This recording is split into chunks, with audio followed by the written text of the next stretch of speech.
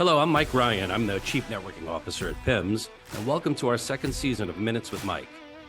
Now in my 33rd year at PIMS, I've had the privilege of partnering with companies both large and small, supporting their PR and marketing through customized fulfillment and distribution that delivers measurable impact on their brand perception, boosts positive affinity, and fuels their overall brand performance. And throughout my career, I've had the chance to work alongside many talented folks. This is their story. On this show, we'll sit down with some of the world's top marketing and business thought leaders to learn more about their success, how they got there, how marketing helped them achieve their goals, what strategies they used, and what inspires them. Please join me on this journey as we learn from those who are changing the way we think about business. So sit back, enjoy. You're listening to Minutes with Mike. Welcome, everybody, to Minutes with Mike, the latest installment, where today I'm very excited to introduce my friend Jed Wexler. Welcome, Jed. Great to be here, Mike. Big fan of your work and excited to get into it. Thank you very much. Appreciate that. Jed is the CEO of LMCC, Luxury Meets Cannabis, and I have come across the conference. I'm trying to think what year it was, but it was several years ago, and we're always looking for new verticals or new directions to go in. You know, our sales are fashion and beauty and apparel and alike around that area, but we're always looking to sort of spread it out. That married with the fact that I'm always looking for a good New York conference. We're based here in Manhattan.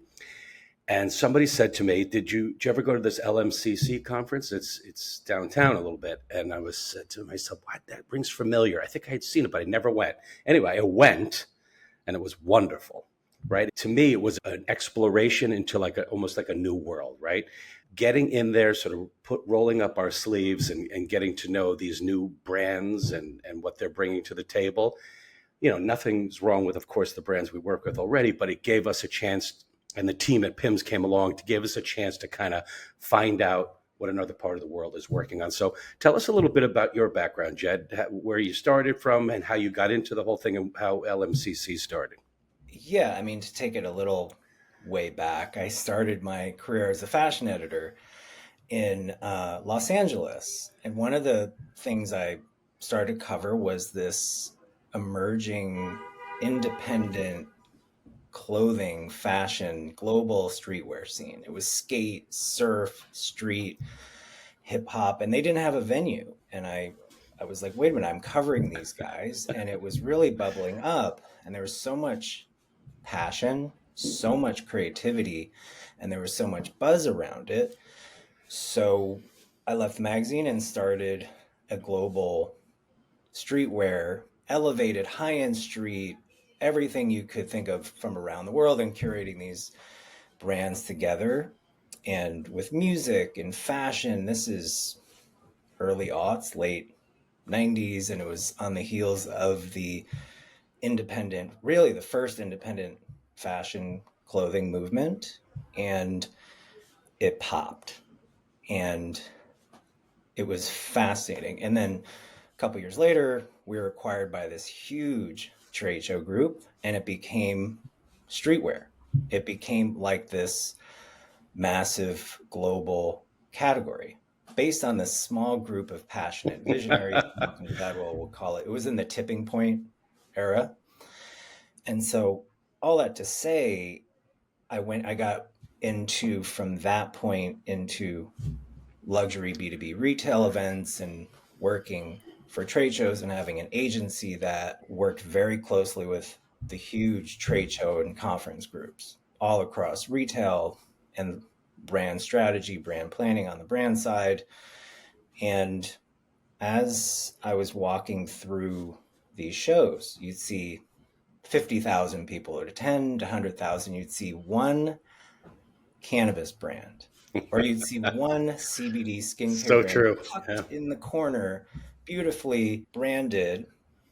And it started to kind of bubble up. And the same kind of feeling I had around this independent fashion movement, I started to see here. There was community, there was passion, and there was a lot of business to be done. And there was just an energy around it.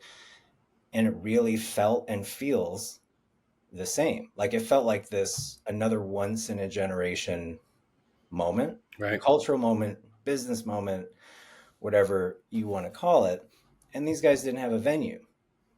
And I also felt they needed to be in the mainstream and pulled into the mainstream. And as wonderful as these cannabis business silos are, the legacy, founders and the legacy venues, I thought with our background, we could create something, a really amazing luxury venue and bring it into the luxury sector. So in 2018, I started with my team the Luxury Meets Cannabis Conference. And so it was the first conference that joined luxury cannabis brands, CBD brands, along with non-cannabis, non-CBD brands in beauty, wellness, health, food and beverage, skincare, fragrance, and really looking at it as this unified lifestyle global phenomenon.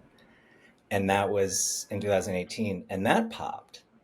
And so we had partners and attendees like Sephora and Ulta Beauty throughout the years. And we brought attendees like the New York Times and Adweek and Bloomberg and Business Insider and all these big traditional retailers, the cannabis brands. So there was this cross-pollination of brands, buyers, mainstream press, and it also, took off. And so what we always felt and saw was cannabis and CBD to us is really shorthand for innovation and rethinking health and wellness around plants and thinking about how to take care of yourself and turn it into the CPG health and wellness category.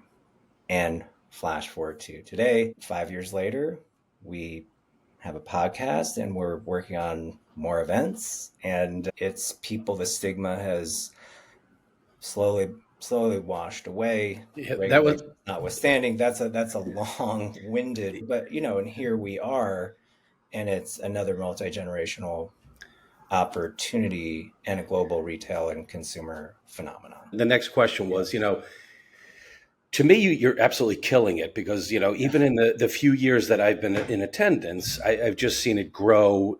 Of course, the conference itself that I attend here in New York has just grown in size, certainly in scope and the amount of folks that come to show their wares, right?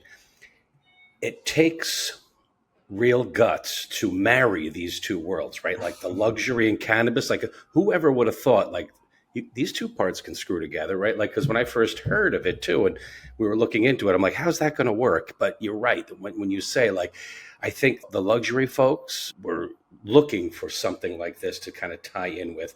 And those cannabis folks, and it's funny the way you say it, like there was always that one guy or gal in the back of the room that had that's true. That's how it happened. And now they've sort of been brought to the forefront. So kudos to you and your team for what you were able to do in a very short, well, to me, a short time, but for you, a lifetime probably. But tell me about some of those, some of the issues you've had bringing those two groups together. Like what have been some pitfalls along the way? Well, I think first of all, there's been so much excitement when people understand it like you, they go, aha, yes, I want to go to one place like a grocery store or a wellness boutique and get all of these things in the same place. I think the big challenge is really the challenge for these core brands, the building these beautiful brands, packaging, formulations, and the regulations they change almost all the time. It's not federally legal, even though with the hemp bill, CBD was supposed to be legal, and all the traditional retailers ran into the category and then ran right out after. Yeah. And I have so much respect for these brands, and so I feel that once the regulations stabilize, hopefully, that the brands and the brand founders can continue to do well. I would say that's the biggest, because the brands it's hard to maintain consistency. It's hard to start a business no matter the category. And so these last minute regulations, a little idiosyncratic for both retailers and the brands. So it's really hard to track. So I would say that's the for this part of the conference, that's the most challenging. Yeah, and it's, I know you mentioned it earlier. The truth be told, too, is, with the infusion of CBD and THC, it really is sort of exploring all opportunities in all marketplaces, right? You mentioned the beverages, and it goes as far as fitness and skincare, and Right. it's really Sports, a help. big one. Yeah, and it's a health based kind of feel to it. So how do you and your team, when you're setting up for the conferences or when you're looking to partner with certain folks, what do you look for? Like, what are some of the bigger names out there that, with the infusion part of it, is it leaning towards the beverage? What do you Well, see as that's the sort of interesting. That's a great question, Mike, because every season, like most trade shows or most retail categories, one subcategory will rise. Like now it's F&B, beverage, and then right, the other two shows go was skincare, then it was supplements, and then it was sport, and then it was cosmetics, and then it shifted a little to cannabis, then back to culinary. That's right, right. also a big one. So I think there are quite a few larger brands and the larger retailers who seem to always be in attendance or looking to attend. I think that would be it's in that way it's very, conventional, but it all goes back to how do we create these conversations? How do we curate the best people at the right time in the right venue and create these conversations and strategically, really like a white glove concierge approach, connect them with the right people before, during, and after. So I think that's always the that's always the goal. Like your company, how do you walk away with your return is like, how do you walk away if you were showcasing or a partner, not just attending? How do we get you those, say, six incredible people? Because obviously COVID taught us this. Hmm. Nothing can replace in person, and there has to be an energetic fit between potential business partners plus the structural foundation of each of your businesses. Hmm. So I think that's kind of the long answer to that.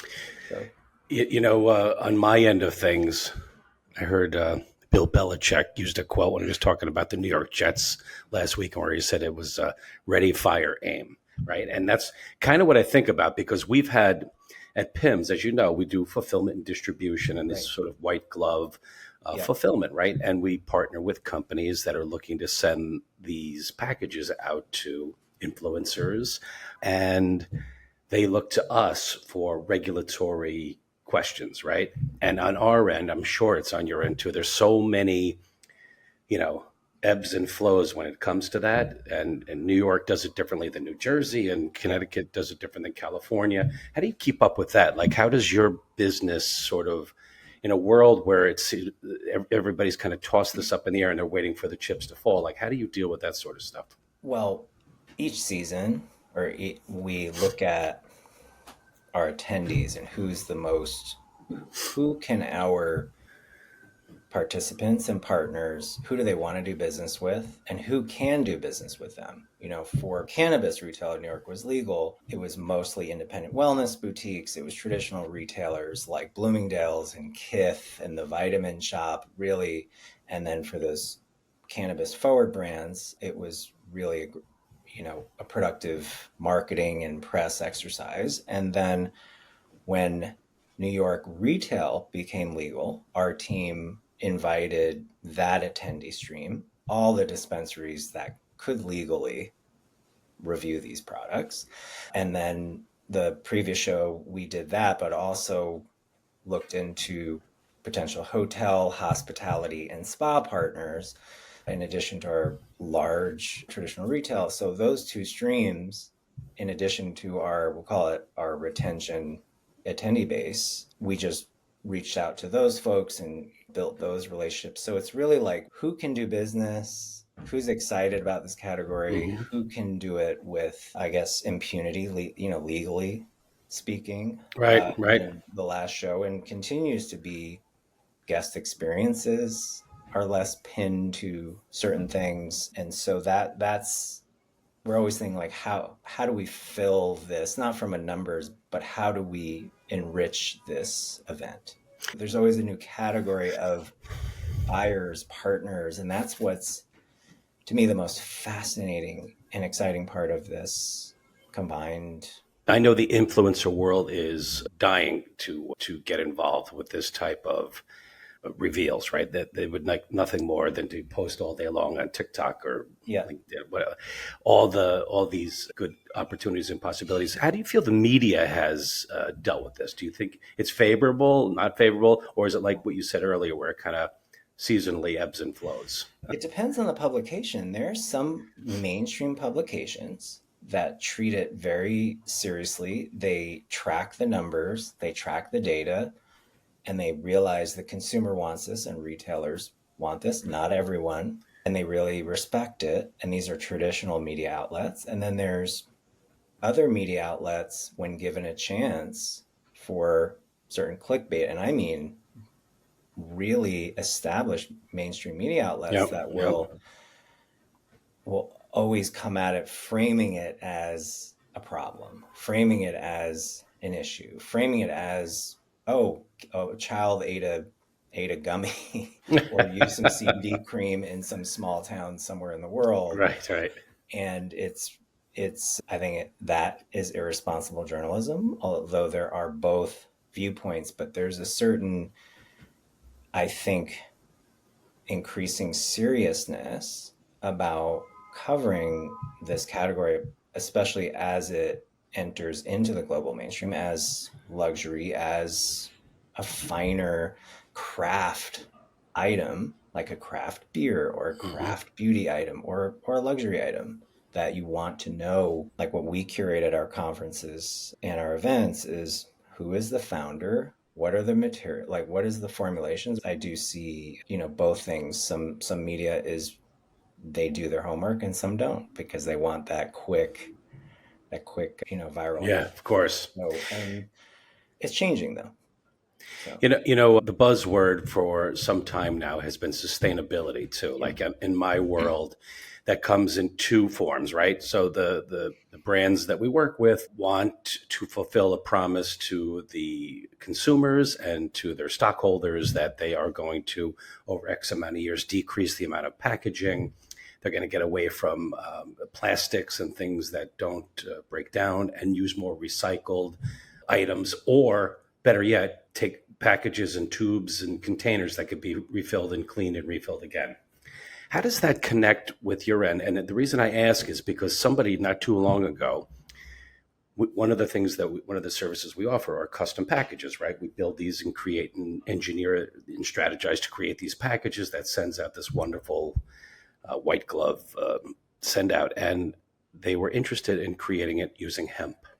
Right. Yeah, it's a great material. It's a world class natural material. You're absolutely right. And when they had asked, we kind of all scratched our heads because nobody had done it before. And then once we rolled up our sleeves and got into it and started getting all the feedback of what the opportunities and exposure would be, now we're like telling the salespeople, like, talk about this more. This is something great. Maybe you could talk a little bit about that too. Yeah, hemp's a great example because it translates into fashion, translates into building materials, hemp concrete. We did a previous conference, we had basically a hemp showcase, and it was everything that could be made with hemp that we're saying. And so hemp at its best is sustainable. It's normally need pesticides. This is Right. great agribusiness. And so the greater question is, as part of our criteria, yes, sustainability is, we have a 6-point criteria to accepting brands, and that's one of the criteria is sustainability or an intent around sustainability, reducing waste. And the issue is it's very expensive for independent brands to be sustainable. And so, Yes. and I think the education to retailers and potential buyers, why certain things are so expensive, well, this is why. So, but it's not always the case. And I think more and more larger retailers inside and out of cannabis are helping these brands and suppliers and founders plug into the bigger sustainability supply chains. So they can have a better chance of being sustainable. So, but that's what people just don't want to look at something and go, yep, that's all waste. Right, exactly. Those days are over. Styrofoam, styrofoam, no thank you. I Like, know, I know. I remember one of a couple years ago, I can't believe remember this. We get, every time we announce one of our conferences, we get 400 or 500 companies that It's apply. And so incredible. they It's send great. product. And this one company sent, it was beautiful. And we couldn't wait to open. It was unboxing. It was all popcorn. It was all styrofoam popcorn. I think I still have it in my house somewhere, like under the beds, and it's like glitter, So Yeah. I was like, I get it, but you know, Yeah, those days, especially from my end, I see, I've seen it all as far as fill and stuff like that. But people, thankfully, I guess, got super smart to the fact that, this stuff is good, but then it's going to sit in a landfill long after you and I have passed along. So we're it's starting to hard to think, do though. It's yeah, hard to yeah. do. And you're right, though. It's expensive. You'd think they would make it a cheaper option, but oftentimes it's a much more expensive option. And that's a bigger conversation about companies and capital raise and being, properly funded once Yeah. you get to a certain point. Yeah. Jed, data analytics. My youngest son is now majoring in just that topic up in upstate New York Yeah. because it's all I hear about. Tell me on your end. I know, certainly when you're developing the plan for your strategy as far as who's going to be at these conferences, and I'm talking about the presenters, what kind of data and analytics do you look at as far as returning folks that are joining you or getting new people to come in, or your sales team maybe reaching out to other opportunists that want to jump in? How do you sort of crunch those numbers? I think it's really looking at how we are presenting what we're doing. Is it authentic, which so far it has been? Is there, every show and every season, we establish a narrative around what is happening in the industry, in the business, in the world, and the around data analytics, it's really which platforms and what message and what creative is carrying this authentic message in the most effective way, and how much we spend on paid spend, Mm-hmm. or there's always a revenue attached to every tactic within this bigger strategy. So in terms of like who we select as speakers or brands, that's one of our newer things to express, is the importance of the human evaluation. And so those are qualitative. That's qualitative data, because we've had incredible brands and people who don't even have social media accounts. And we interview each participant 1 or 2 times, and the information has to be qualitatively from our team. Mm-hmm. Everyone has to say, yes, I'm excited about this. There's Yeah. no, I don't know, it's on the fence, but it's not an application process that is exclusive, keeping people out. It's rigorous criteria that is inclusive. And so the other piece of data is we always work with our brands, participants, and speakers and ask them to be, and we work them to get really specific about who they want to see and what they want to walk away from this conference event with. And some people are like, I just want to show up. I want the awareness. I'm good. And I'm like, okay, great. And then some are like, do say, I want to meet this person, this person, this person. Then we work together to Yep. see what is feasible, because 99% of the skincare and beauty brands say, oh, I want to meet the head buyer of Sephora. And we're like, I bet you do. I'm sure you do. Is that part of the package? Can you But introduce? Yeah. there are these 10 other independent wholesale partners, retail partners that we think could be a better fit, or these regional hotels that are cool. So I think, especially in the event business, we're not open to the public. It's invite only. It is B2B. you have to always be thinking about the data of that ROI piece. So there's so many vanity metrics out there. When we Good push point. out an announcement, sure, it could get 400,000 views, but it's really like how many people came to us Hmm. and what was the cost of that? That's kind of very internal, like under the hood data, but it's not, we don't pick the participants based on, you know, one or two data points of followers, but you're in the influencer business. Obviously, that is incredibly important at times. But it's a little bit, yeah, Must be difficult for you because you have to kind of weigh out both worlds, right? Like you have to, of course, everybody's in business to make money and yeah, to run a business, right? But you also are super concerned with making sure that the content that you're affording these yeah, people is viable and important and buzzworthy, right? So, 100%. you That's know, our you, superpower, I think, is the content and the curation. And when people come to our events, it's like we've really reimagined this luxury boutique trade show experience. So when you walk in, you get a charge. Like you may not have, but you get a whoa, there is something happening here. And it's not, and this is not to disparage any other event or anything, but it's not walking into the conference center in a larger hotel right, with right. wedding tables and chairs.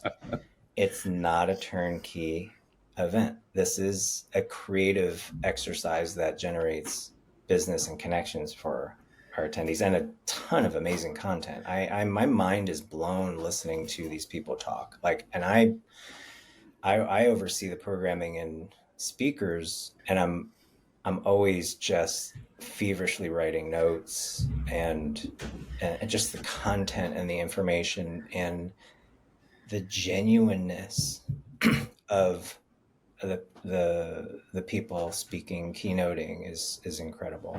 So Getting that type of atmosphere, especially from startups or especially from the smaller brands that are trying to become relative, right? Or tell the world about how important their item is, and hearing them say it from the CEOs and founders that you have there, to me has always been the hook, as you stated it, like just listening to people's stories and what they're up against. And you're not the only one, because when I go to those events, I look around and I see people taking notes. And then always the important part to me is, as the speakers finish and everybody stands, everybody charges the stage too, because they want to talk to. right. I have some very pertinent questions. I want to get your feedback and the exchange of information that they could share with one another, and this whole community feel too. And this is the new thing for me That's because, important. Yeah. yeah, Hmm. I mean, I want your take on it too. But like, I've been doing this for 35 years. And there was a time in this world of ours, in this business scope, where people held everything very close to the vest, right? They Yeah. didn't share information. They didn't share context. They didn't share how I made it. And now it seems like, as this community of ours is building, people are not only more than happy to do that, but loving the fact that they're But doing it. it's a new way, also paradigm, I think, culturally, if you take it out of this category.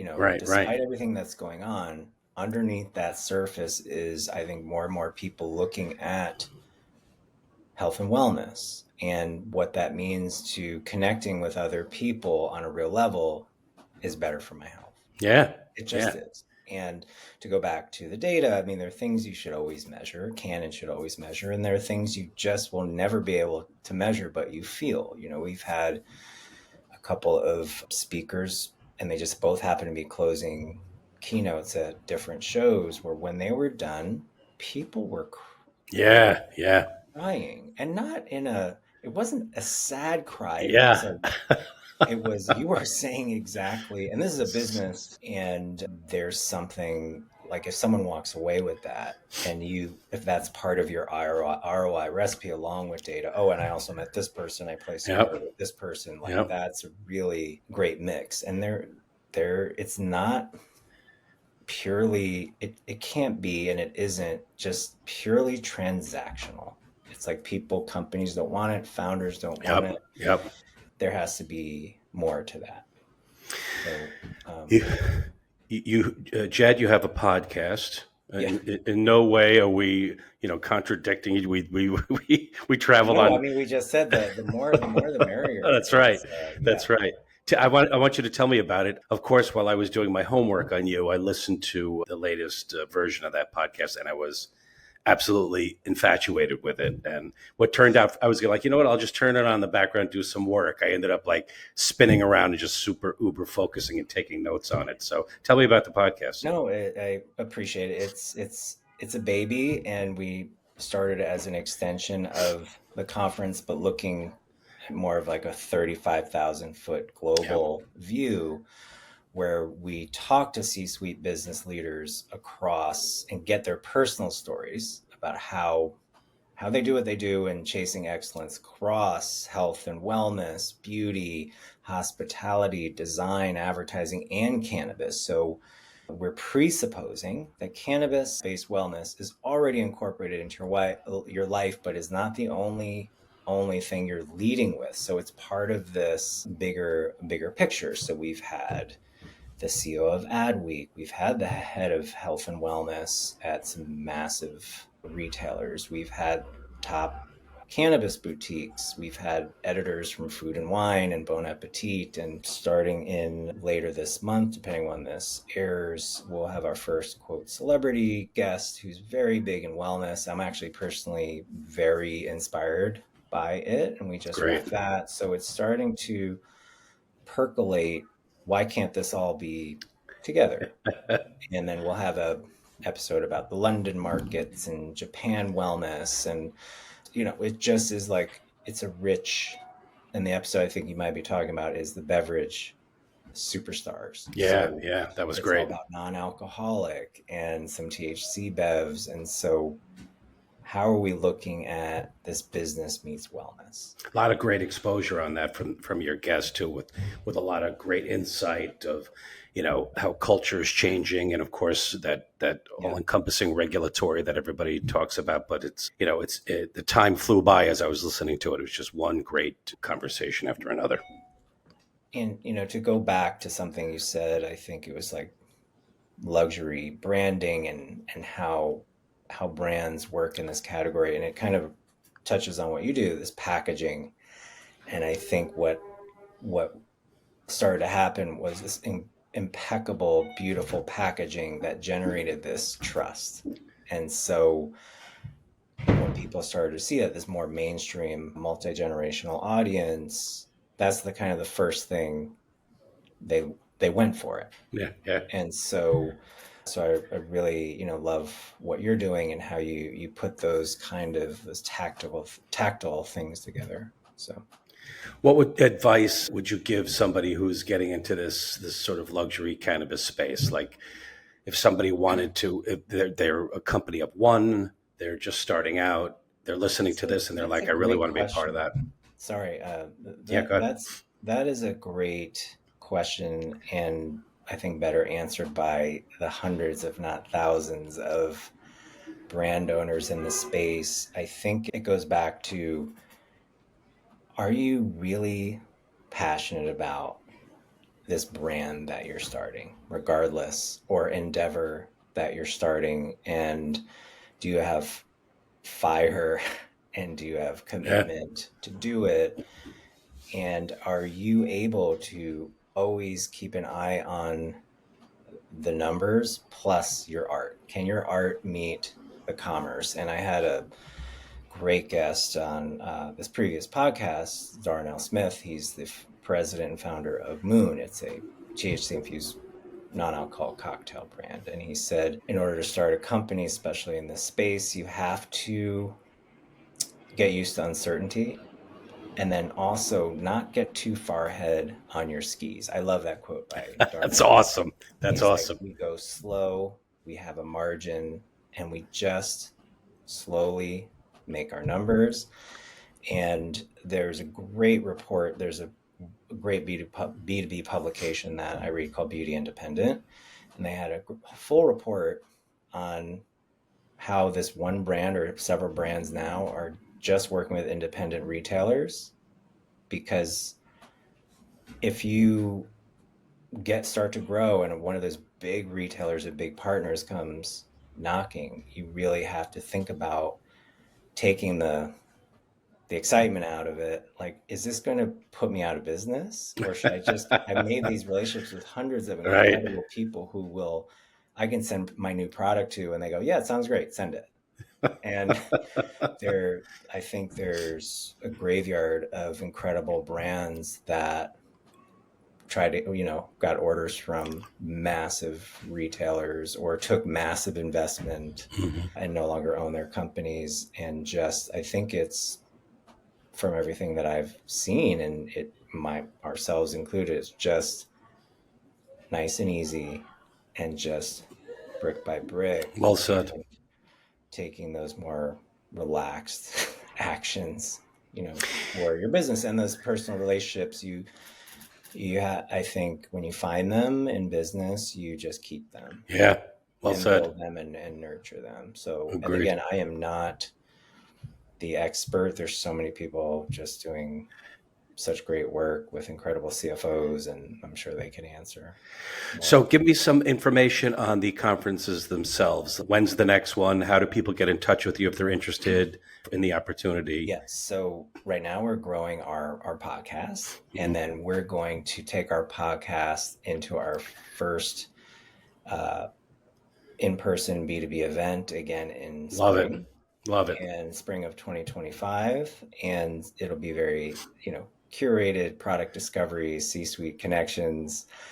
And we'll also do some podcast content during that as well. But it'll Love be it. focused on the human connection and C-suite and product discovery experience.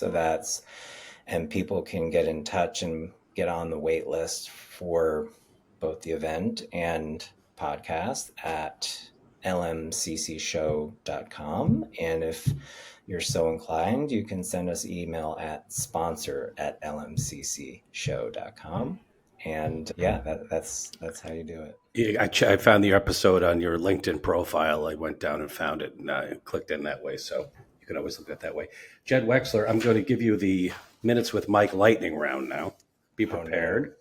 This is I told Jed before we came on the air, I fed this into ChatGPT. I gave his bio as well as his company link and said, create these this or that type questions for me. So here, Mr. Jed Wexler, are your lightning round. Questions the answer is lightning short as well. So And some of them are a little abstract. So here we go.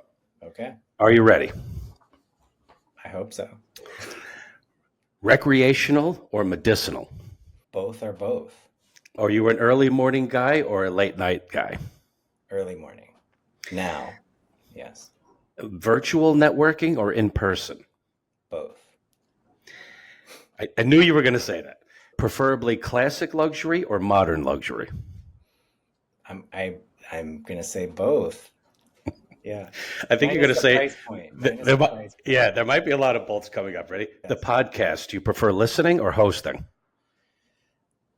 Well, when I host, you do a really good job, by the way. I got some pointers in listening to you. Oh, well, it's a learning process. While I host, because I love creating these conversations, I'm very grateful to be able to do it. I'm also, it took me a while to learn how to listen during my own podcast. So I would say that is a great point. Listening fully, I think it's like actors. They're supposed to listen to who they're doing a scene with, like truly listen. I think it's a combination. People don't realize how hard it is. It's hard.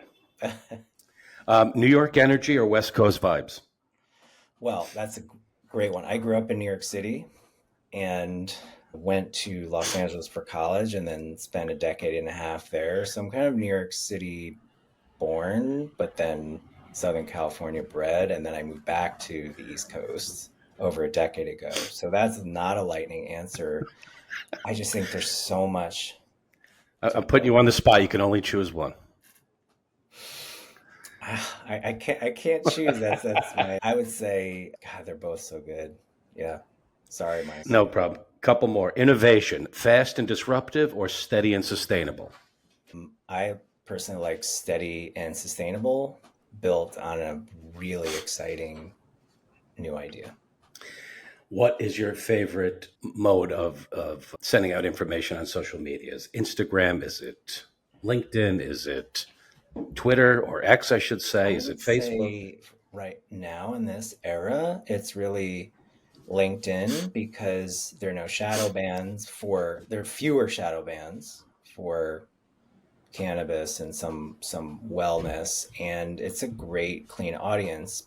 But the sexual wellness brands still get randomly shut down, even though 4 billion, five I billion know. people I know. on this planet are require those products or want those products. So I think LinkedIn has been very powerful because it seems to be more consistent. The other platforms, they don't say no and they don't say yes. Yep. And that's the biggest problem. Just that you really don't know. I don't, sometimes we're shadow banned. We have been banned once. We don't sell anything. I think we posted something about something really benign. That's the worst part of it. Maybe you don't even know why, right? Right. Yeah. That's like you have no idea. So that's why I think LinkedIn, if you're a business, and paid LinkedIn, Yeah. Yeah. is really great. So Jed Wexler, thank you so much for your time. We really appreciate it. Again, if you haven't heard the podcast, you got to jump on and check them out. It's really been wonderful talking to you. Thank you so much for your time. likewise, thank you so much for having me. It's always nice to kind of relearn uh, how to articulate and rediscover why we do what we do. So it's nice to talk about it. Thanks, everybody.